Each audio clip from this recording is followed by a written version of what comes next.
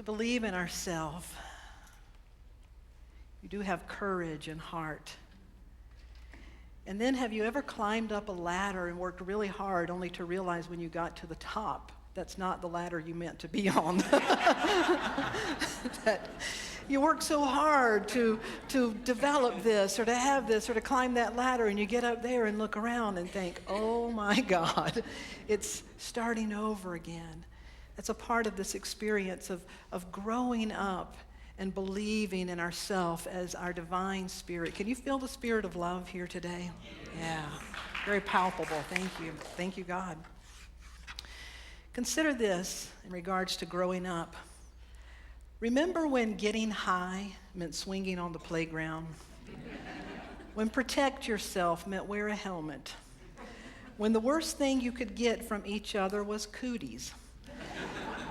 Remember when your dad's shoulders were the highest place on earth and mom was your superhero? Remember when your worst enemies were your siblings? Remember when race issues were about who could run the fastest? When war was only a card game? Remember when the only drug you knew was cough medicine? When the only thing that hurt you were skinned knees? And goodbyes only meant until tomorrow. And remember, you couldn't wait to grow up. What were we thinking? In such a state of innocence and not really even realizing it.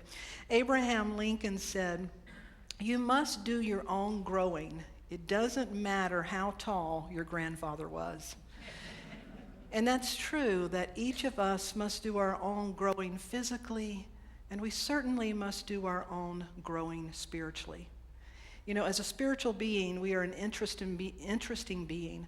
I often think of it as if we are the puzzle pieces and this perfect picture on the box.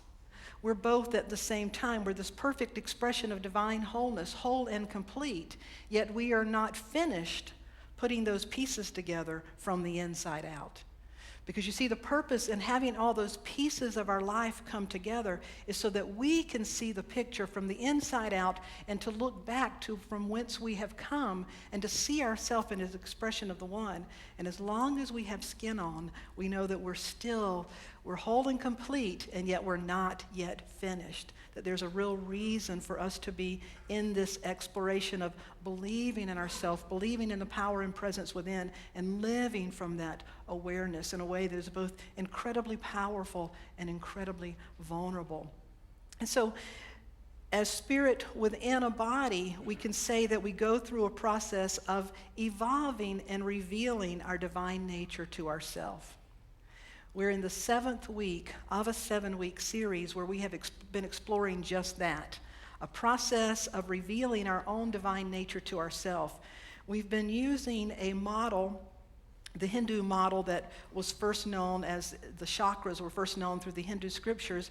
Now they're known pretty well in most New Thought, New Age, all around the world, the chakra system. We're comparing that to the Christian study in the book of Revelation. There are 7 churches, there are 7 seals, there are 7 candlesticks, there are 7 horses. 7 is a symbolic number for the number of completion. Completion meaning being in awareness, like Jesus and other master teachers were aware, were complete in their knowing that they were divine beings, that's what they were about. And the purpose of their life was no longer about survival, but it was about spiritual expression, living from that place of wholeness. And so we've been exploring these 2 models, and today we make it to the 7th chakra, which is known as the crown of our being. The church is the church of Laodicea, and we'll talk about that in just a moment, what that means. The crown chakra, even the word crown in the Hindu tradition, the symbol for this aspect of and remember, it's a model for helping us understand how we are as an energetic spiritual being expressing in human form. So the crown chakra is expressed visually as a 1,000-petal lotus that's fully open. Lotus is a symbol of enlightenment, and it's to be fully open in the expression of your full potential. It's the crown of your being just above the top of your head, which connects you with your source. Interestingly enough, would you show me the first slide? How many of you know what those are? Steeples. All of these are steeples from different churches. You notice anything similar about steeples? They all have points, apexes, pointing up into the heavens. The next slide. These are called Buddhist Stupas, S-T-U-P-A. A Buddhist stupa is very similar in that you see it has the body, but then this point that goes up into the heaven. There's a reason for that. The mystics believed in the Christian tradition that that point served to point us visually, but it's a place where we amplify our spiritual awareness. You see, the crown is about amplifying our spiritual awareness. This was also sort of like a lightning rod. Just as a lightning rod, it attracts the electricity. The steeples were meant to draw in the spiritual power. The Buddhist tradition, this steeple in the stupa, it represents the point of enlightenment. And then the next slide. In traditions, you see what are called different headdress. The Egyptian, whether it's the Egyptian queen here, this is Nefertiti, the Egyptian queen, or whether it was an Egyptian pharaoh, you see how they wore a headdress that fit around the head and then went out. You can see it in the Pope's headdress. You see it in a crown. You see it in a Native American headdress. All of these are based in the belief that it was to amplify the crown chakra, that it amplified our capacity to be in touch with higher energies. That's why in the traditions in the Old Testament, when it says that a woman is not supposed to wear man's clothing, well, in that tradition, men typically wore robes. They didn't wear anything around their legs. They wanted everything to be completely uncovered, going to the ground, so that they could channel up energy. And then if they put something on their head, it was to bring down the heavenly energy. So they really saw themselves, like the Native Americans call themselves a hollow bone. And the hollow bone in the Native American tradition is a clear channel. So when we reach the seventh chakra, it's being in that place of complete openness to the divine energy that is seeking to be expressed in our life. The seventh church, well, let me read a little bit first about the crown chakra. The gift of this chakra is experiencing unity and the self-realization that everything is connected at a fundamental level. At this level of awareness, you have a sense of knowing that there is a deeper meaning of life, an interconnectedness with all of life, and the realization that there is an order that underlies all of existence.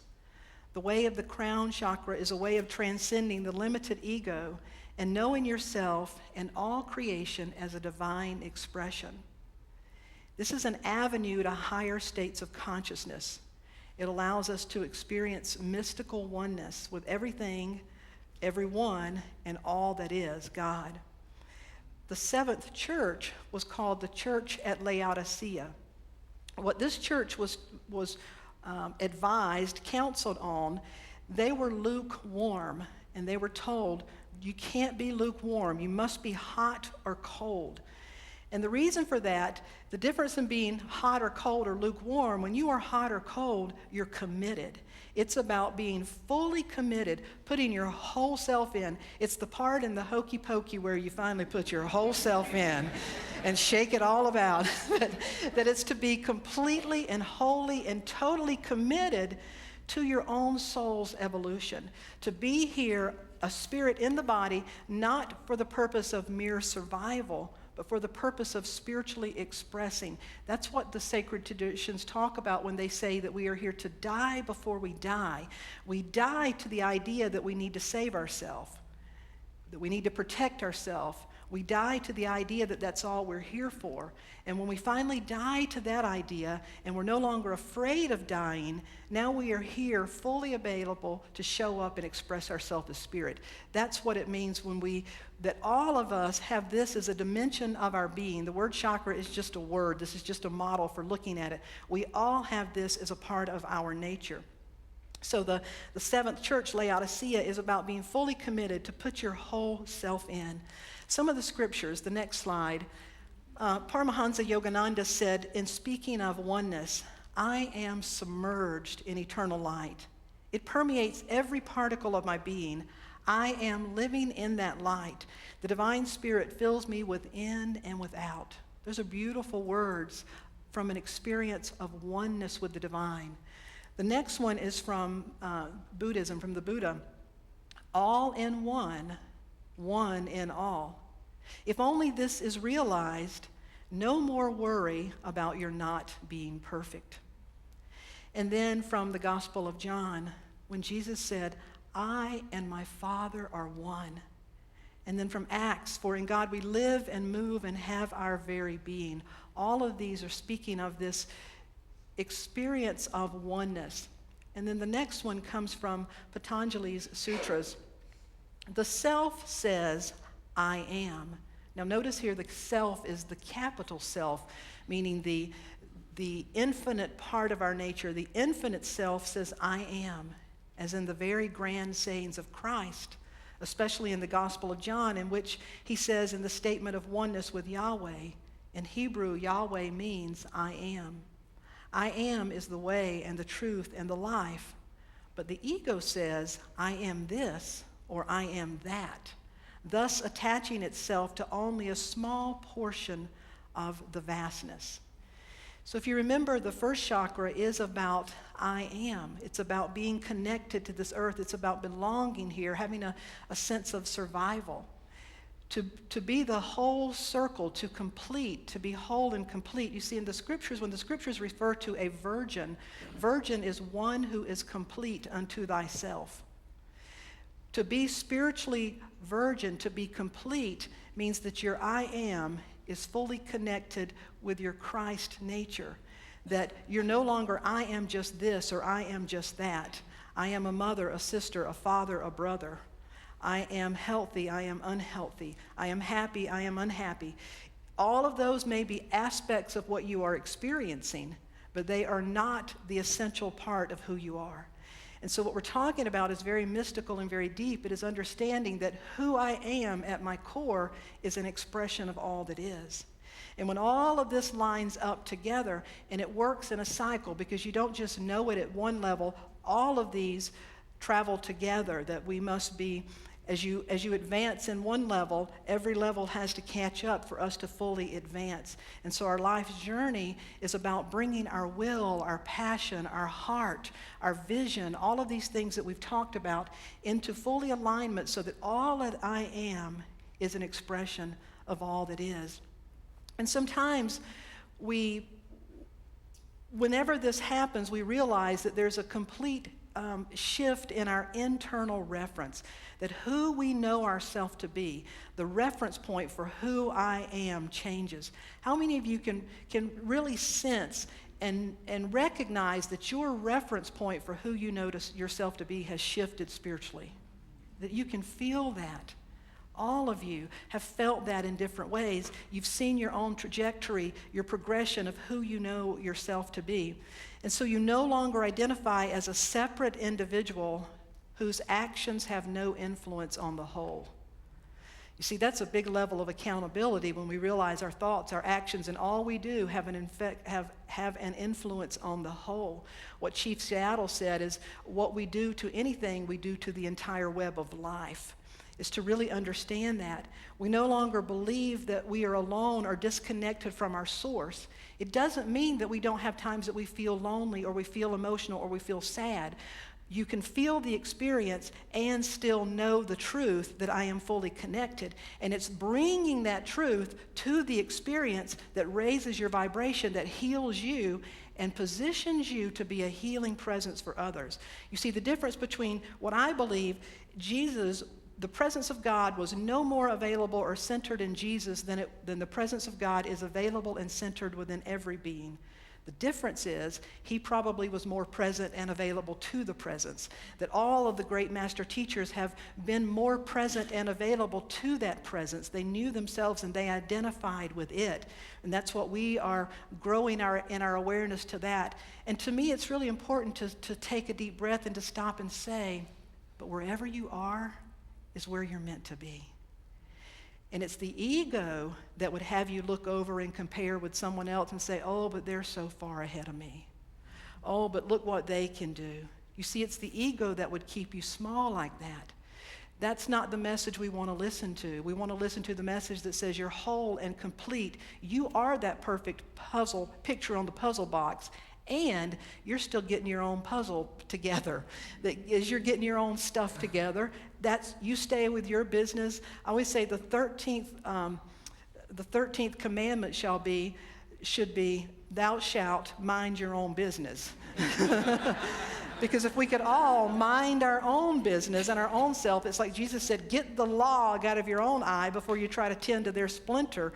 Our whole world would be in a much better place. So it's not about being the conscience for someone else. It's not about telling other people what they need to do. It's about us always going within and saying, what is mine to do here in this place? So as that internal reference point shifts, there's faith. You live with faith in your life. Faith that you're a part of something that is greater. All people have faith, but most of the time, no one walked in. I didn't see a single person walk in and go up to your chair and go, before you sit. Every person had faith that that chair was going to hold you. We have faith. We use faith. The question is, how are we using our faith? Are we believing in the bad things, the fear, or are we believing in the presence and the power of God and how it can operate in our life? And so as we shift our internal reference, there's more faith. There's a greater sense of connectedness to God, to all that is, and to each other. And as we open and want more of this spiritual power, we want the gifts of the Spirit operating in our life, we also must be more grounded.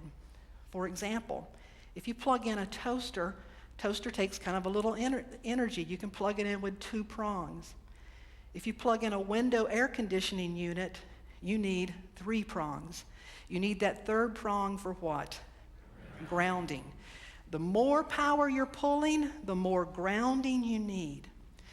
And so sometimes have you ever seen somebody who's so airy-fairy that they're no good to anybody, including themselves? I say we need to be airy-gritty, that let the power come in, but unless it's grounded, how do we ground it? Through making it practical, through practice. I had a great personal experience in this. When I first found Unity a number of years ago, I came out of the Pentecostal tradition. I loved it. It served me well in many ways.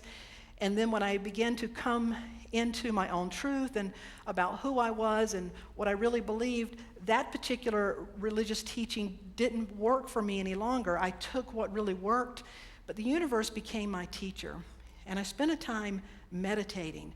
And when I first started, I found a Unity church, and I heard about there's one power and one presence and not 2, but there's one power and we direct it for good or evil. And the chakras and how, and the chakras are, this Kundalini energy is considered the same thing as the Holy Spirit or the Holy Ghost. So I set about doing like Charles Fillmore did. I set every day to meditate. And what I wanted to do was really to open my crown chakra. I wanted the gifts of spirit in operating in my life. I wanted as much spiritual power. I wanted to be as spiritually advanced as possible. Anybody been there? So I was dedicated to meditating and doing these things. And when I could meditate at home, this is when I was in Raleigh, North Carolina. I had a beautiful backyard, and I would literally sit in my living room looking out of my double doors over the deck and into the backyard. So one Saturday, I was meditating, sitting lotus position on the floor. I sat and I'm meditating about being one with God. And I opened my eyes to get up, and there's a dog sitting on the other side of my sliding glass doors, on my porch, my back deck, just sitting there. So I open the doors and I go out, and in a few minutes I realize that the dog doesn't seem quite right. It appears to be an older dog, and I'm trying to say, come on, get down off the porch or off the deck. And I realized the dog couldn't hear, I didn't think. I'd clap my hands. It started thundering and lightning, a storm's coming up. The dog didn't do anything, so I think, okay, this dog can't hear. It didn't take me long to realize I don't think the dog can see. So now it starts raining. So it's a Saturday, I'm in Raleigh with a dog that is old and blind and deaf. What in the world am I going to do? At that time, I traveled a lot. I didn't have my own dog, so I took the dog around to the people in my cul-de-sac, neighbors, asked, does anybody know whose dog this is? No one knows. So in my little laundry room, I made a gate, brought the dog in the house, and so here I've made a commitment to help get this dog back to its owner. So I make the phone calls to the Humane Society, every place I could think of on this Saturday. I made up some posters, and by that afternoon, I went out and put posters around. No phone calls, no anything. So here I am with a dog. Saturday rolls around. It's still me and this dog. Sunday rolls around. Finally, Sunday night, an owner calls me who's just beside herself. She unexpectedly had to go out of town, and the dog was left in the home with food and had a doggy door, but got out of their outside gate. So when I told the woman where I was and she drove to my house, the woman looked at me and said, "Where did you say my dog was?" And when I explained to her how I was meditating and I opened my eyes and the dog is on the back porch, well, this woman lived miles, a couple of neighborhoods away. Neither she nor I has any idea how that dog got all the way, a blind deaf dog, up on my deck, sitting in front of my face so I can't not see it. So at first my inclination was to think, oh, I must be really channeling in the power of God. I brought the dog over here. I had such radiant light, the dog found me. Yeah, that was my ego. As I began to meditate with that, the woman was thankful. I was grateful for the experience. But what I realized, this was a great teaching. You see, I was wanting to be enlightened, and the universe was saying, fine, take care of a dog. Do you get the point here? The way to enlightenment is carry water, chop wood. Tend to whatever is before you. You see, what came to me loudly and clearly, there were many areas in my life I was trying to do a spiritual bypass. I was just going to get so enlightened. I didn't have to deal with my broken relationship. I didn't have to deal with any of that stuff. I didn't have to deal with the fact that I was being called to ministry and didn't want to quit my job. If I could just do a spiritual bypass. Can anybody relate? It doesn't work like that. This is about putting your whole self in, your heart, your whole mind, your whole brain, just as that song said. It's about putting your whole self in. It's about getting your hands dirty. It's about getting in over your head in a way that is healthy, in a way that your spirit is calling you. That the way that this energy comes in is as we begin to use it for whatever it is right before us. And as I began to realize that, I kind of got off this desire to be enlightened, and I thought, I just really want to be spiritually free. I really want to be who I'm created to be. And as I began to walk that path, lo and behold, the awakening began to happen. But as long as I was pursuing it, it's as if I was a dog chasing my own tail and missing the whole point of what it was really about. And so what we're being guided is to, as the power comes in, how are we grounding it? What is right before us? What is in your life and in your situation? There's a scripture, would you show me the next slide, that says, I can't tell you how much I long for you to enter into this wide open, spacious life. We didn't fence you in. The smallness you feel comes within your own life. Would you give me that song, Richard? But your lives aren't small. You're living them in a small way. I'm speaking as plainly as I can and with great affection. Open up your lives. Live expansively. There's a saying that says, whenever we start to feel small, it's only because we have unconsciously identified ourselves with life's small things. You see, living expansively is realizing that it is in the details of our life that rather than feeling small, rather than being minimized by them, it is to meet them with the divine grace, with the confidence, with the vision that says there's more than meets the eye. And that whatever is before me, I'm going to bring my best self, my best knowledge. That my goal is to get out of those patterns that have me stuck. This is a true story, a true occurrence. On December 5th, 1960, a rare, beautiful white tiger from India named Mohini was presented to President Eisenhower and the American people. And this beautiful, rare white tiger was placed in the zoo in Washington, D.C., the National Zoo. Placed into a 12 by 12 cage with a cement floor with bars that were close enough together that people could see Mohini, this beautiful white rear tiger, but Mohini couldn't get out. And so in this 12 by 12 cage at the zoo, this beautiful tiger began to pace nonstop in a figure eight. It was 1960, and that was about the time that people were really focusing on human rights and animal rights, and a benefactor spoke up and said, we need to create a habitat that is worthy for this rare tiger. And so they set out at the zoo to create a whole nother part that would have a pond and rocks and would be this beautiful space. But it took a few years before it was complete. All the while, Mohini continued in the 12 by 12 pacing. The day came when the National Zoo opened up this new section. The news media were there. You can see this on YouTube if you look. The media were there. Everyone was excited to see this tiger finally run free. And so they let him out, and he quickly ran over and found a spot and began to do the figure eight pattern. As a matter of fact, for the rest of his life, he stayed in a small 12 by 12 space, and he continued to pace in a figure eight pattern. And I began to think about that, and I thought, the bars were no longer there because Mohini had internalized them. And even though she had the opportunity to live a larger life, she couldn't go there because her survival skills had kept her in that 12 by 12 space.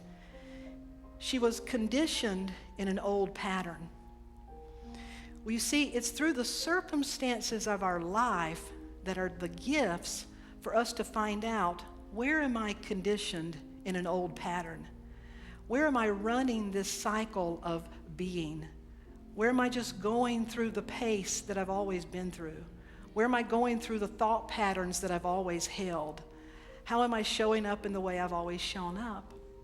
And as we realize, when we allow this energy, this awareness to come in that says, your lives weren't meant to be small. You weren't meant to feel isolated and fenced in and separate.